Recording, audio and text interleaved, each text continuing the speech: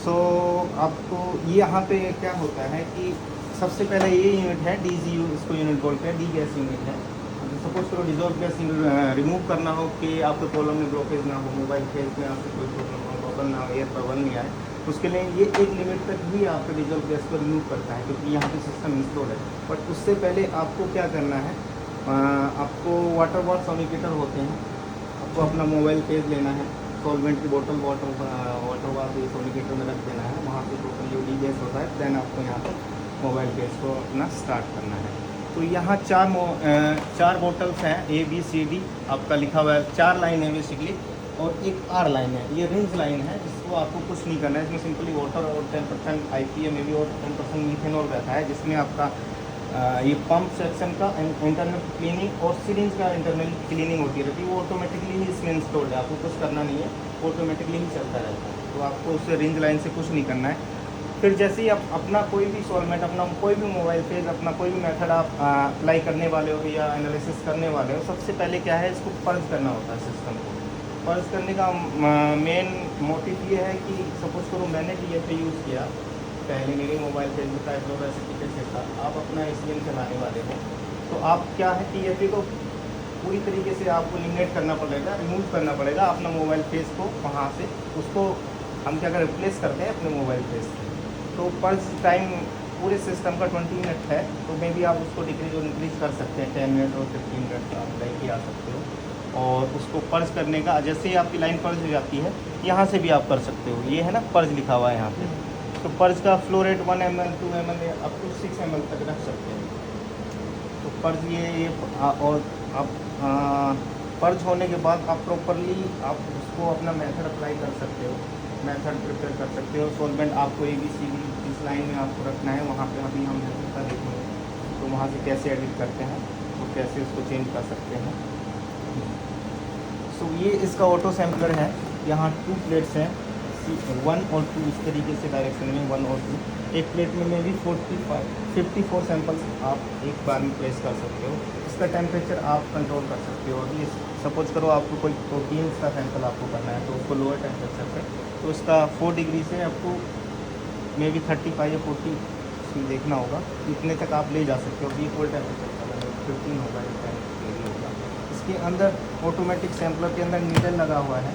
Method में आप जाएंगे, आप अपना वाइल पोजीशन कितना माइक्रोलीटर का आप इंजेक्शन देने वाले हो, आप वहाँ से आप एडिट करके आप अपना लोड करोगे, तो वो वहीं से वाइल पोजीशन से वो अपना इतने ही अमाउंट का सैंपल जो शक करेगा और इंजेक्ट करता है। ये इसका आपका डिटेक्टर है, क्योंकि ये डिटेक्टर लगा हुआ है। और देन इसके बाद ये पंप है, ये पंप वाला सेक्शन है। तो पंप जैसे ही पर्ज करते हैं तो सबसे पहले क्या करते हैं, ये पंप है इसको लूज करते हैं थोड़ा सा, और पर्ज, क्योंकि पर्ज का क्या फ्लो रेट बहुत ज़्यादा होता है, अब तो 6 ml तक पर मिनट तक का होता है, तो पंप को क्या हम थोड़ा लूज़ करते हैं, इसका वाल को लूज़ करते हैं। देन पर्ज जैसे ही पर्ज हो जाता है, वॉल को हम फिर से टाइटली क्लोज किया और देन पंप को ऑन कर देते हैं अपने एनालिसिस। ये कॉलम ओवन की जो सर बात कर रहे थे, टेम्परेचर कॉलम का टेम्परेचर हम कॉलम का नहीं, ओवन का टेम्परेचर हम कंट्रोल कर सकते हैं। तो ओवन का टेम्परेचर 40 से 80 डिग्री तक हम इन बिटवीन रेंज कुछ भी हम रख सकते हैं। ये कॉलम है इसका, यहाँ से आप दूसरा कॉलम लगाना चाहें, यहाँ से क्या है। और दूसरा क्या है कि वन टाइम में आप डिटेक्टर, आप तीनों डिटेक्टर लगे हुए हैं, PDA है, RID है और RF है, बट आपको एक ही टाइम में एक ही डिटेक्टर आप यूज़ कर सकते हैं। कोई भी आप डिटेक्टर यूज़ करेंगे तो ये इसका ये है, फ्लो रेट ऐसे जाता है, यहाँ से सैंपल से जाएगा, ये गार्ड कॉलम इसका लगा हुआ है, यहाँ से देन कॉलम में एंटर किया, कॉलम में एंटर करने के बाद वो डिटेक्टर में जाएगा। अभी ये जो रेड लाइन देख रहे हैं आप, ये PDA डिटेक्टर की रेड लाइन है, वहाँ से सैंपल यहाँ से PDA डिटेक्ट होगा और देन वहाँ क्रोमेटोग्राम आपको सिस्टम पे दिखेगा। अगर आप PDA नहीं यूज़ करना चाहते तो RID यूज़ करना चाहते हो, उसकी ये लाइन ये है, उसको यहाँ पे आपको कनेक्ट करना होगा, देन वो आप उससे यूज़ कर सकते हो। ये PDA, RID और RF में क्या डिफरेंसेस है, ये सब पढ़ लेना, है ना, क्योंकि है ना, आपको पता है, अच्छी बात है, क्योंकि मुझे भी नहीं पता है वो सारी चीज़ें ना। मैं तो मेरा सैंपल रन करता हूँ, डेटा एनालिसिस करता हूँ और मुझे चाहिए तो ट्रबल शूटिंग करके और क्या प्रिंसिपल क्या कुछ काम करता है सब देख लेना। फिर यहाँ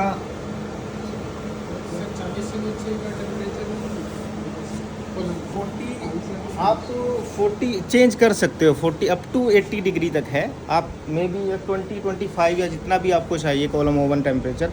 लाइक प्रोटीन में तो हम लोग इसका यूज ही नहीं करते, रूम टेम्परेचर जो होगा 25 डिग्री जितना अभी चला है उसी का यूज़ करते हैं। वहाँ के टिक करने का एक ऑप्शन होता है, आपको चाहिए या नहीं चाहिए, आप सेलेक्ट कर सकते हो, नहीं भी कर सकते हो। ये इसका सॉफ्टवेयर ऐसा कुछ है,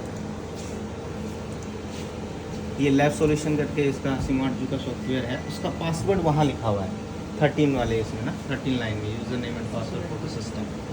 सो उसका यूज़र आईडी ही एडमिन है एंड पासवर्ड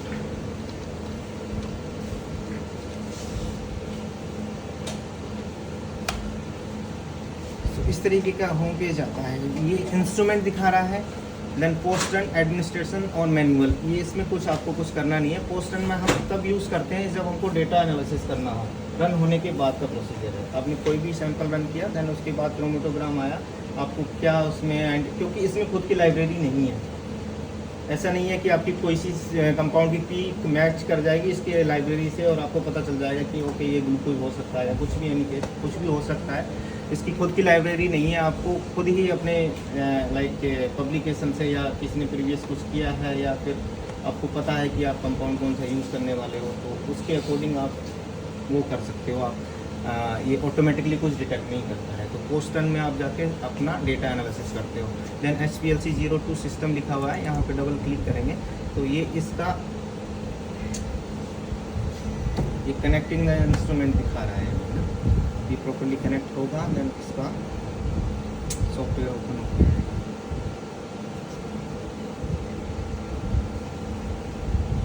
जितना से बुक में पढ़ते हैं वो बहुत ज़्यादा डिफ़िकल्ट होता है एज़ कम्पेयर टू कि आप जब लेबोरेटरी में काम करते हैं इन सब चीज़ों पे ना। तो ये इसका ऐसे होम पेज आता है। आप यहाँ पे डिस्प्ले देखो तो यहाँ पे भी ऐसे मैनुअली वो दिए हुए हैं ऐसे ना, एक पर्ज लिखा हुआ है, ये लिखा हुआ है पर्ज पंप, ये लिखा हुआ है कंसंट्रेशन, ये लिखा हुआ है रन लिखा हुआ है। तो आप मैनुअली यहाँ से कर सकते हो, आप सॉफ्टवेयर के थ्रू भी यहाँ से कर सकते हो, दोनों का फंक्शन सेम ही है, कोई डिफरेंस है नहीं। तो यहाँ देखो जैसे ये है मोबाइल फेज का पंप का है, यहाँ से आप यहाँ ऑन करोगे तो वो पंप ऑन हो जाएगा। यहाँ से पर्ज लाइन है, पर्ज को ऑन करोगे, ओवन टेम्परेचर ये ओवन का है, ये ओवन आप ऑन करोगे तो ये ओवन का हो जाए। अभी किसी ने कुछ मेथड चला होगा तो उसने टेम्परेचर वो दिया होगा लाइक 40 या जो भी इसमें इंस्टॉल या इसमें जो है मेथड में अपलोड है, वो तब तक वो रीच नहीं होगा, ये ओवन प्रॉपर्ली कनेक्टेड नहीं होगा। उसका ये जो है ना येलो जो लाइट है वो अभी कनेक्टेड होगा तो वो ग्रीन हो जाएगा इस तरीके से। यहाँ फिर ये ऑप्शंस दे रखे हैं, यहाँ पे देखो LC है, PDA है। ये क्रोमेटोग्राम में हम देखते हैं कि ऑल देखना है, PDA या LC का देखना है। यहाँ पे आप मेथड कोई भी बनाना होगा तो फाइल पे आप जाएंगे और न्यू मेथड फाइल आप क्रिएट करेंगे तो ये ऐसा कुछ आएगा। आप इसमें कुछ भी एडिट कर सकते हैं, कुछ भी इंसर्ट कर सकते हैं। आप कोई भी, जैसे कि अब देखो नॉर्मल में आपको क्या है, नॉर्मल आप जाएंगे सबसे पहले हमको चाहिए कि हम रन कितने मिनट का है, कि आप कितने मिनट तक इंस्ट्रूमेंट को रन करना है, सिंगल रन की बात कर रहे हैं। सो आप यहाँ पे जैसे अभी मेथड है तो 60 मिनट का है, तो 60 मिनट तक वो रन चलेगा। उसके बाद ऑटोमेटिकली उसका फ्लो रेट तो कम नहीं होगा, बट वो क्या है आपका क्रोमेटोग्राम ये है ना मिनट, वो 60 मिनट का ही दिखाएगा आपको, उससे ज़्यादा का नहीं दिखाएगा। फिर उसके बाद यहाँ से LC स्टॉप टाइम दे रखा है, सो वो ये है 60 मिनट के बाद वो ऑटोमेटिकली इंस्ट्रूमेंट बंद नहीं होगा, आपका मेथड का जो है वो बंद हो जाएगा, फ्लो रेट आपका चलता रहेगा वही। और दूसरा ये है फ्लो, पंप मोड में आप आइसोक्रेटिक फ्लो, आइसोक्रेटिक सिंपल जब वन मोबाइल फेज यूज़ करनी हो सिंपल। ये है लो प्रेशर ग्रेडियंट, तो आपको अगर मल्टीपल आपको वो चलाना है तो आपको लो प्रेशर ग्रेडियंट को सेलेक्ट करना होगा। देन यहाँ लिखा है डिटेक्टर्स है, ये PDA है, डिटेक्टर 1 ये है, डिटेक्टर 2 ये है B। तो आपको जो भी आप यूज़ करने वाले हो उसको सिंपली सेलेक्ट करना है ऐसे, इस तरह आपको PDA यूज़ करना है तो यहाँ से सेलेक्ट कर लेना है, ये नहीं करना है तो उसको ऑफ कर देना है। ये ओवन टेम्परेचर इतना अभी 40 डिग्री सेट है। तो यहाँ आप कुछ भी ऐसे 25 डालोगे वो सेट हो जाएगा। यहाँ से डाउनलोड एंड क्लोज करेंगे। कुछ भी आपको ओवन टेम्परेचर देना हो तो यहाँ से आप अप टू 80 डिग्री तक आप कर सकते हो। फिर देन एडवांस में आप जाएंगे। यहाँ से आपको कुछ नहीं करना है, ये सारी चीज़ें। पंप ए फ्लो रेट का पंप ए फ्लो का मतलब होगा आपका कितने ml पर मिनट का आपको फ्लो रखना है अपने मेथड में। हाँ यस। देन LC टाइम लो, तो ये है। एडवांस में हम जाएंगे। एडवांस में क्या होता है कि एक तो LC स्टॉप टाइम का है कि कितने मिनट का रन होने वाला है। देन ये एक्वेशन टाइम PDA का है, ठीक है। स्टार्ट टाइम कितने मिनट में आप 0 रखते हैं, एंड टाइम 60 मिनट का हो गया, ठीक है। और देन आपको क्या करना है इसमें, ये डिटेक्टर A का है, जो आप यूज़ करने हो तो आप एडिट कर सकते हो, अगर नहीं करना है तो आपको कुछ इसमें करना नहीं है। देन पंप वाला सेक्शन है।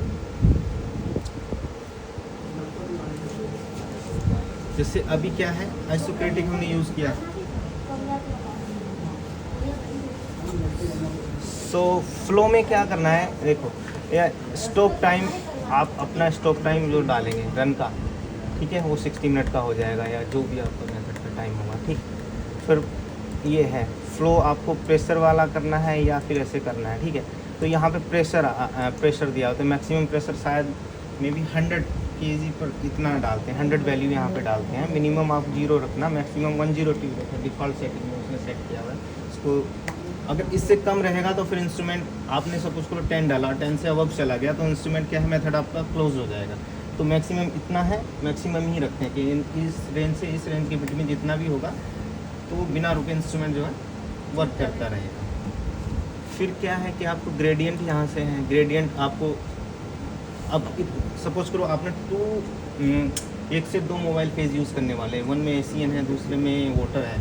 तो यहाँ पे A और B लाइन, जो ये जो लाइन है ना आपकी A और B C D जो कि मैंने बात की, 1 से 4 आप सोलमेंट रख सकते हो। तो आपको मेथड में सपोज करो 10 से 15 मिनट 50% ACN चलाना है। देन आपके बाद उसको 15% ACN की जगह आपको 0.1% EFA या कुछ भी एनीथिंग कुछ भी चलाना है तो आप वो कर सकते हैं। यहाँ पे आपको टाइम डालना होगा और किस टाइम से आप किस टाइम तक के बीच में आप वो चलाने वाले हो, वो यहाँ से वैल्यू डालोगे और वो मेथड में अपने आप ऑटोमेटिकली फिर आपको लोड कर देना है।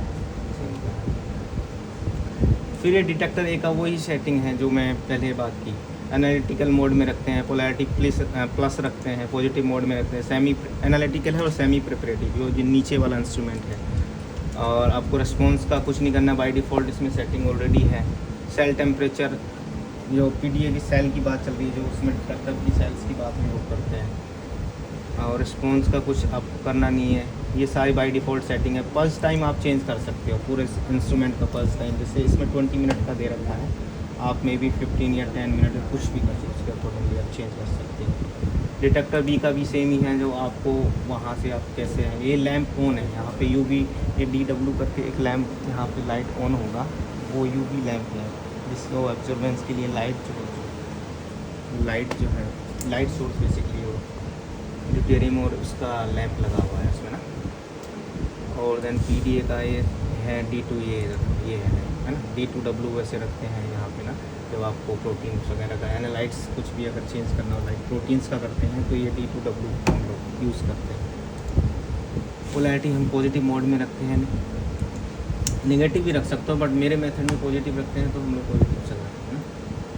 फिर स्टार्ट वेवलेंथ, जैसे प्रोटीन का सपोज करो आपको करना है तो उसकी स्टार्ट वेवलेंथ 190 से और 280 या 290 तक की रेंज में ही ज़्यादातर एब्जॉर्बेंस दिखाते हैं प्रोटीन। लाइक के सबसे बाद में एरोमेटिक जो अमीनो एसिड है 280 होता है उनका 280 नैनोमीटर पे ऑब्जर्वेंस होता है, तो उसके बाद कोई नहीं करता है, तो वो रेंज आप रख सकते हो। बट मैक्सिमम क्या है, and wavelength 800 nanometre,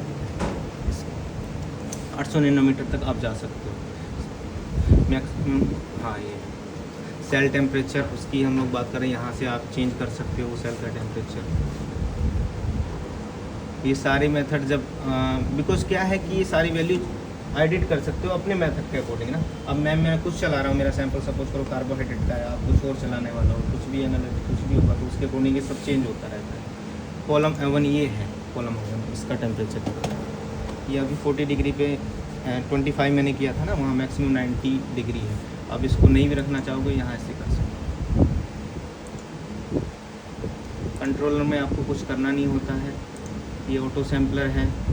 sampler method में भी हम जाके सैंपल वाइल पोजीशन कितना माइक्रोलीटर का है, सैम्पलिंग स्पीड आप 5 माइक्रोलीटर पर सेकंड की देखिए, कूलर टेम्परेचर, वो ट्री का जो टेम्परेचर होगा इसका ऑटो सैम्पलर का है ना, इसका टेम्परेचर अभी 15 डिग्री है।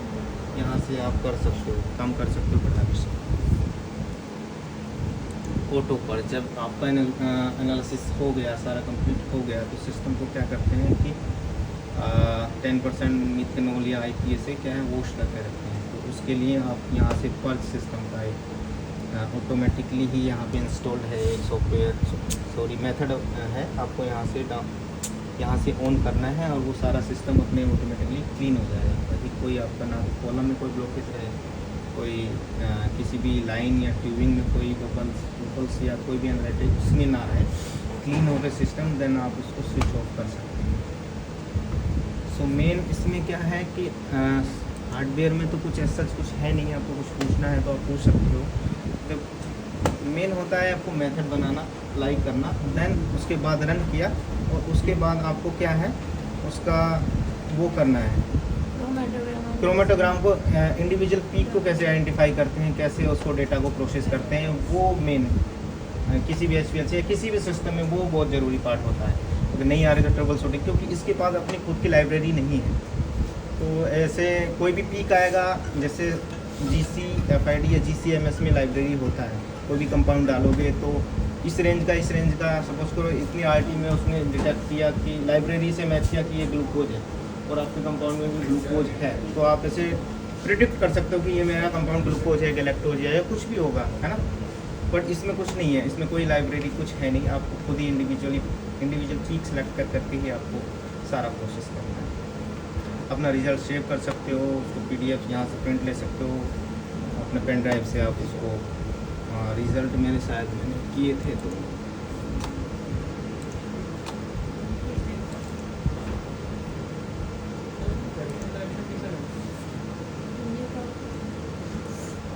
यहाँ इस तरीके देखो, यहाँ से ऐसे की था, ये इस तरीके का है। बट ये काफ़ी कॉम्प्लेक्स, इतना कॉम्प्लेक्स दिखने में है, बट आप बैठोगे 5 मिनट का काम है इसको पीक को आइडेंटिफाई करना है। बहुत सारी चीज़ें हैं यहाँ पे, आपका एब्जॉर्बेंस का दे रखा है, आप सेलेक्ट कर सकते हो, यहाँ से दूसरी भी सेलेक्ट कर सकते हो।